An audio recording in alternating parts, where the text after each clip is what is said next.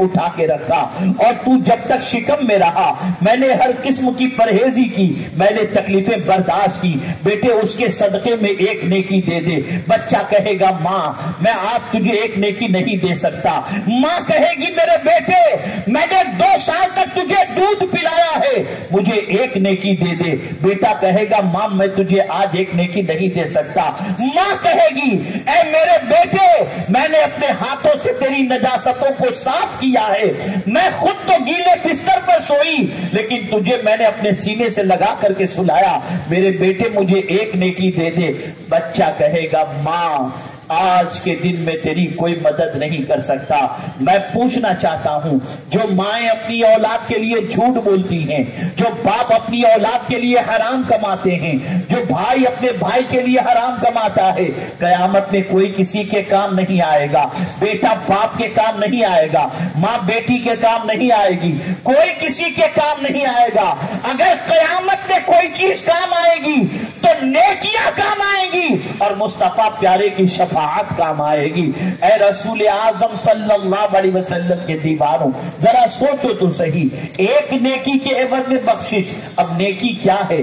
آپ کسی سے مسکرا کر مل لیں یہ بھی نیکی ہے, آپ راستے سے تکلیف دہ چیز کو ہٹا دیں یہ بھی نیکی ہے, آپ سلام کریں یہ بھی نیکی ہے, آپ کسی سے مصافحہ کریں یہ بھی نیکی ہے. آپ اندازہ لگائیں اے رسول اعظم صلی اللہ تعالی علیہ وسلم کے دیوانوں جن نیکیوں کو آج کا مسلمان چھوٹی اور حقیر سمجھ کر کے چھوڑ رہا ہے وہی نیکی کل بروز قیامت اسے کام آئے گی. کاش کے مسلمان نیکیوں کا حریص ہو جاتا, نیکیوں کا لالچی ہو جاتا, نیکیوں کا فکر مند ہو جاتا, نیکیوں کے سلسلے میں آگے نکلنے کی کوشش کرتا. تاریخ گواہ ہے جب تک مسلمان نیکیوں کے سلسلے میں دنیا سے آگے نکلنے کا جذبہ رکھتے تھے دنیا کی کوئی قوم مسلمان سے آگے نہیں نکلتی تھی. لیکن آج کا مسلمان نیکی کے معاملے میں سرمہری کا مظاہرہ کر رہا ہے, سستی کا مظاہرہ کر رہا ہے, اور آج کا مسلمان نیکی کو بہت زیادہ ضروری اور امپورٹنس دیتا ہوا نظر نہیں آتا. کیا آپ نہیں دیکھتے مسجد ہی کا جائزہ لے لیں تو آپ کو پتا چلے گا کہ مسجد کی سچویشن ایسی ہے کہ صف اول میں اگر جگہ خالی ہے اور بندہ بعد میں پہنچ رہا ہے تو وہ دوسروں سے کہتا ہے آگے بڑھو آگے بڑھو, خود آگے صف کے اندر شریک ہو کر نیکی جمع کرنے کی کوشش نہیں کرتا. اے رسول اعظم کے دیوانوں مسلمانوں میں جب سے نیکیوں کا جذبہ سرد پڑ گیا یہ قوم تباہ ہو گئی, یہ قوم برباد ہو گئی, یہ قوم فٹ بال کی گیند کی طرح لوگوں کے پیروں میں آنے لگی. اس قوم کا وقار مجروح ہو گیا, اس قوم کی آبرو پامال ہو گئی. اور جب تک اس قوم کا مزاج یہ تھا کہ نیکیوں کو سینے سے لگا کر دنیا سے نیکی میں آگے نکلنے کا جذبہ تھا, اس قوم کا مقابلہ کرنے کے لیے کوئی طاقت نہیں رکھتا تھا. نیکی کرو خوش ہو جاؤ,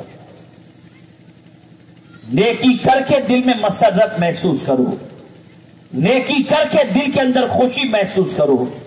اور اسی کے ساتھ پیغمبر رحمت صلی اللہ علیہ وسلم نے ارشاد فرمایا وساءت کا سیئۃ, اور تمہارا گناہ تمہیں غمگین کر دے. گناہ کرنے کے بعد تم افسوس کرو, گناہ کرنے کے بعد تمہاری رات کی نیندیں اڑ جائیں, گناہ کرنے کے بعد تمہارا کھانا چھٹ جائے, گناہ کرنے کے بعد تمہارے آنکھوں سے آنسو جاری ہو جائیں, گناہ کرنے کے بعد تمہاری طبیعت بے چین ہو جائے, گناہ کرنے کے بعد کسی کام میں تمہارا دل نہ لگے, گناہ یاد آتے ہی آنکھ سے آنسو بہنے شروع ہو جائیں, گناہ تمہیں غمگین اور رنجیدہ کر دے. اگر یہ کیفیت تمہاری بن جاتی ہے تو مصطفیٰ جان رحمت ارواحنا فداہ صلی اللہ علیہ وسلم فرماتے ہیں فانت مؤمن. لیکن آج مسلمانوں کا حال دیکھیے, گناہ کر کے مسکرا رہا ہے, گناہ کر کے کہے لگا رہا ہے, گناہ کر کے اس کا تذکرہ فخر سے دوسروں سے کر رہا ہے۔ تجھے معلوم ہے مجھ پر کتنی لڑکیاں مر مٹتی ہیں، تجھے معلوم ہے مجھے کتنے لڑکے گھورتے ہیں، تجھے معلوم ہے مجھے کتنے میسیجز آتے ہیں، تجھے معلوم ہے مجھے کس کس طریقے سے لوگ دیکھتے ہیں۔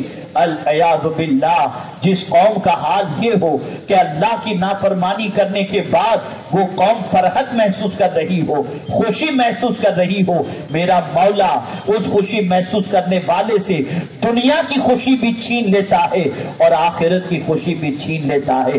گناہ اتنی خطرناک چیز ہے کہ گناہ انسان کے دل پر ایک سیاہ دھبا لگا دیتا ہے۔ گناہ کرنے والا ہمیشہ بے چین رہتا ہے، گناہ کرنے والا کمزور ہو جاتا ہے، گناہ کرنے والا بزدل ہو جایا کرتا ہے۔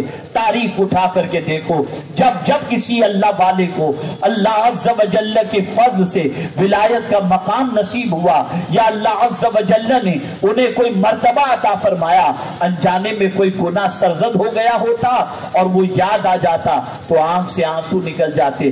حضرت عبداللہ ابن مبارک کا واقعہ دیکھیں، اللہ اکبر۔ حضرت عبداللہ ابن مبارک رضی اللہ المولا تبارک و تعالی عنہ نے ایک نوجوان کو دیکھا راستے کے ایک کنارے پر کھڑے ہو کر آنسو بہا رہا ہے، رو رہا ہے، آنکھوں سے آنسوؤں کا سیلاب جاری ہے۔ حضرت عبداللہ ابن مبارک رضی اللہ تعالی عنہ نے محسوس کیا کہ شاید یہ نوجوان یہاں کھڑا رہ کر اس لیے رو رہا ہے کہ اس کی کوئی چیز گم ہو گئی ہے یا کسی نے آنے کا وعدہ کیا تھا اور وہ نہیں پہنچا، اس لیے وہ رو رہا ہے۔ حضرت عبداللہ ابن مبارک وہیں کھڑے رہ کر اس نوجوان کا انتظار کرتے ہیں کہ کب وہاں سے ہٹے اور میں محسوس کروں کہ اس کا کام بن چکا ہے، لیکن کافی دیر تک جب وہ نوجوان وہاں سے نہیں ہٹتا اور آنسو بہتے ہی جا رہے تھے تو حضرت عبداللہ ابن مبارک پہنچے، اس کی پیٹھ پر ہاتھ رکھا اور فرمایا، نوجوان بتا کیا بات ہے، یہاں کھڑے رہ کر تو کیوں رو رہا ہے؟ کیا وجہ ہے کہ اس جگہ پر کھڑے رہ کر تو آنسو بہا رہا ہے؟ کیا کوئی گم ہو گیا یا کسی کے آنے کا انتظار ہے اور وہ نہیں آیا ہے؟ عرض کرتا ہے، حضور یقین مانے میری کوئی چیز گم نہیں ہوئی اور میں نہ کسی کا انتظار کرتا ہوں، بس معاملہ صرف اتنا ہے کہ جس جگہ پر کھڑے ہو کر کے میں رو رہا ہوں، میری زندگی میں ایک مرتبہ اسی جگہ پر مجھ سے ایک گناہ سرزد ہو گیا تھا۔ آج جب میں اس جگہ پر پہنچا ہوں تو میرا وہ کیا ہوا گناہ مجھے یاد آ گیا، میں لرز گیا، اس لیے کہ زمین میرے گناہ پر گواہ ہے۔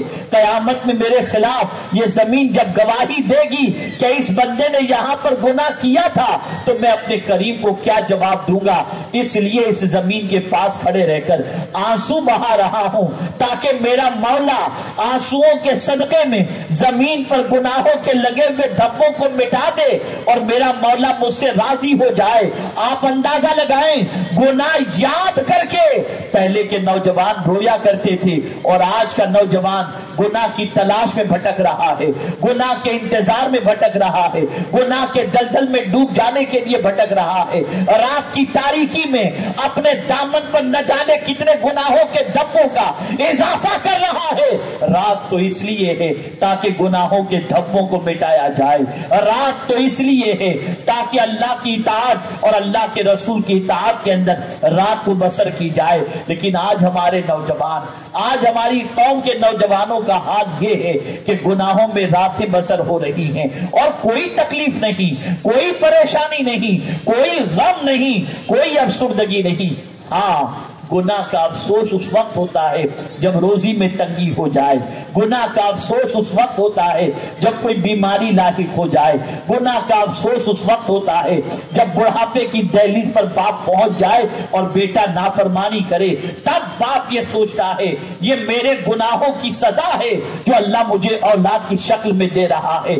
اس لیے یاد رکھو، اس سے پہلے کے گناہوں کے عوض کے اندر مولا کی طرف سے کوئی پکڑ ہو جائے، اللہ کی بارگاہ میں گناہوں پر شرمندگی کی وجہ سے ندامت کے آنسو بہاؤ تاکہ میرا مولا گناہوں کو معاف فرما دے اور گناہوں پر پروردگار جل جلالہ अफ़्व करम की कलम चला दे। मेरे प्यारे आका सल्लल्लाहु ताला अलैहि वसल्लम के प्यारे दीवानों, मोमिन का हाल ये होता है, वो गुनाह करके चैन से नहीं सोता, वो गुनाह करके अफसुर्दा हो जाता है और ये सोचता है रिस्क मैंने खुदा का खाया, रिस्क मैंने खुदा का खाया, लिबास मैंने खुदा का दिया हुआ पहना, ताकत मैंने खुदा की इस्तेमाल की।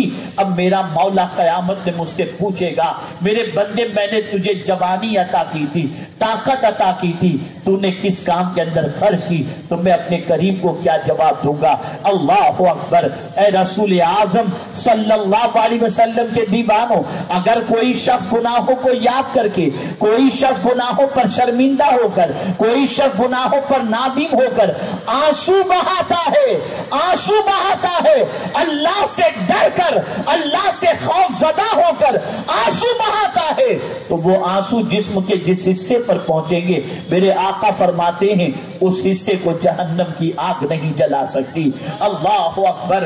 ए रसूल आजम के दीवानों, आज हमारी कौम का हाल देखो, आज हमारी कौम रेत के जर्रे की तरह हो गई है, कोई इधर फेंक देता है, कोई उधर फेंक देता है, हमारा कोई वकार नहीं, हमारा कोई वकार नहीं, हमारी कोई इज्जत नहीं, हमारी कोई आबरू नहीं। आप जरा अंदाजा लगाएं, हमारी कौम के बच्चों की जिंदगी को देखें, हमारी कौम के नौजवानों की जिंदगी को देखें, हमारी कौम के नौजवानों की सुबह शाम का जायजा लें, तालीमी एतबार से जायजा लें, अखलाकी एतबार से जायजा लें, आदाब के एतबार से जायजा लें और इसी तरीके से मुआशी एतबार से जायजा लें, तो हमें पता चलता है कि हमारी कौम का नौजवान तबाही के दलदल में फंसा हुआ है, डूबा हुआ है। अल्लाहु अकबर। उसकी वजह क्या है? वजह सबसे बड़ी ये है कि हमारी कौम के लोगों ने गुनाहों को हकीर समझने की बजाय गुनाहों को दुनिया की लज्जत समझकर उसे सीने से लगा लिया। आइए एक हदीस मुबारक आपके गोश गुजार करके अपनी गुफ्तगू को इख्तिताम की तरफ लेता हुआ चलूं। अल्लाहु अकबर। उम्मुल मोमिनीन हजरत आयशा सिद्दीका रदियल्लाहु ताला अन्हा ने पैगंबर रहमत अरवाहुना फिदाहु सल्लल्लाहु अलैहि वसल्लम से दरियाफ्त फरमाया, या रसूल अल्लाह सल्लल्लाहु ताला अलैहि वसल्लम, क्या कोई खुश नसीब ऐसा भी है जिससे मौला कब्र में सवाल न पूछे? कब्र या तो जन्नत के बागों में से एक बाग है या जहन्नम के गढ़ों में से एक गढ़ा है। आकाए करीम सल्लल्लाहु अलैहि वसल्लम फरमाते हैं, जिसके लिए पहली मंजिल आसान हो गई उसके लिए बाद की मंजिल के आसान होने के इम्कानात हैं, और पहली मंजिल कब्र है। आप जरा सोचो, उस कब्र के बारे में जहां फरिश्ते आएंगे, उस कब्र के बारे में जो कीड़े मकोड़ों का घर है, उस कब्र के बारे में जो हर एक को दबोचती है। पूछा गया पैगंबर रहमत सल्लल्लाहु अलैहि वसल्लम से, क्या कब्र नेकों को भी दबोचती है? सरकार सल्लल्लाहु अलैहि वसल्लम ने फरमाया, हाँ, कब्र गुनहगारों काफिर को भी दबोचती है और नेकोकार को भी दबोचती है। गुनहगार और काफिर को जब कब्र दबोचती है तो दाएं जानिब की पसलियां बाएं जानिब और बाएं जानिब की पसलियां दाएं जानिब हो जाती हैं, लेकिन नेक बंदे को जब कब्र दबोचती है तो इस तरह दबोचती है जैसे माँ अपनी आगोश में अपने बच्चे को दबोचा करती है। अल्लाह अकबर। आप अंदाजा लगाएं, कब्र की उस तारीख वादी के बारे में गौर करें, जहां कोई लाइट का कनेक्शन नहीं होगा, जहां कोई गर्मी का एहतमाम नहीं होगा, जहां कोई गद्दा नहीं होगा, जहां कोई सर दर्द का इलाज नहीं होगा, जहां कोई तकलीफ का इलाज न होगा, कोई मदावा नहीं होगा। और जब मुहित सूरत के साथ अल्लाह अकबर फरिश्ते कब्र के अंदर सवाल पूछने के लिए आएंगे, उस वक्त इंसान की सिचुएशन क्या होगी। लेकिन अल्लाह अकबर, आकाए करीम सल्लल्लाहु अलैहि वसल्लम से उम्मुल मोमिनीन हजरत आयशा सिद्दीका रदियल्लाहु ताला अन्हा ने पूछा, या रसूल अल्लाह सल्लल्लाहु ताला अलैहि वसल्लम, क्या कोई खुश नसीब ऐसा भी है जिससे कब्र में सवाल न पूछा जाए? मेरे आका सल्लल्लाहु अलैहि वसल्लम ने फरमाया, हाँ आयशा, उस शख्स से कब्र में सवाल नहीं पूछा जाएगा जो शख्स अपने गुनाहों को याद करके रोता हो। अगर कोई अपने गुनाहों को याद करके रोए اس بندے سے میرا مولا قبر میں سوال نہیں پوچھے گا۔ کتنے ایسے ہیں جو گناہ کو یاد کر کے روتے ہیں، کتنے ایسے ہیں جو گناہوں پر آنسو بہاتے ہیں، کتنے ایسے ہیں جو گناہوں کے بارے میں یہ ڈرتے ہیں کہ قیامت میں رب پوچھے گا تو کیا جواب دیں گے۔ تو آج اگر ہم جائزہ لیں تو گناہ کر کے شرمندگی ہمارے پاس نہیں ہے، اس لیے ہماری وقت ختم ہو چکی، ہماری توانائی ختم ہو چکی، ہماری عزت و آبرو ختم ہو چکی۔ میرے آقا صلی اللہ علیہ وسلم فرماتے ہیں مومن وہ ہے جب نیکی کرے تو خوش ہو جائے اور جب گناہ سرزد ہو جائے تو رنجیدہ ہو جائے۔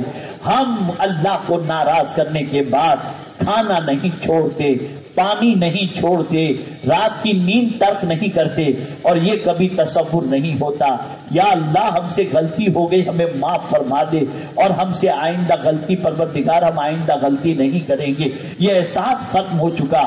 بلکہ احساس تو یہ ہے کہ اگر بڑھاپے کی دہلیز پر پہنچ گئے تو یہ کہتے ہوئے دکھائی دیتے ہیں وہ جوانی کتنی رنگین تھی، کہ کیا لطف آتا تھا، کیا مزے سے گھومتے تھے۔ یہ تصور کر کے اپنے بڑھاپے کو انسان کوستا ہوا نظر